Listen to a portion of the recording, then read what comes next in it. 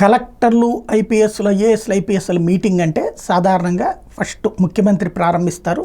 అది ఆయన తర్వాతన మిగతా మంత్రులు వివిధ మంత్రులు కొనసాగిస్తారు.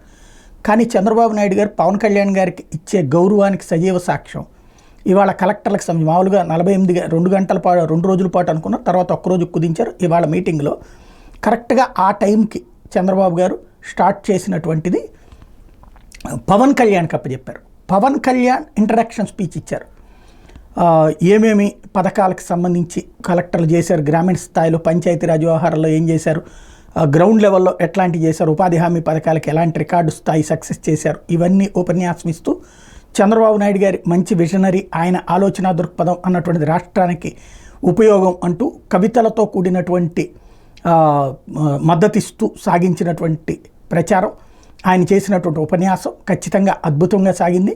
టోటల్గా బాబు గారు పవన్ కళ్యాణ్ గారికి ప్రాధాన్యత అన్నటువంటిది ఎక్కడా కూడా తగ్గట్లేదు. అంటే ఇప్పుడు ఆల్రెడీ ప్రతి కార్యాలయంలో కూడా తనతో పాటుగా పవన్ కళ్యాణ్ ఫోటో లాంటి పెట్టి ఎలా అయితే వాల్యూ ఇస్తున్నారో, సాధారణంగా డిప్యూటీ సీఎంలు ఇంతకుముందు కూడా ఉన్నారు, అప్పుడు ఇవ్వలేదు.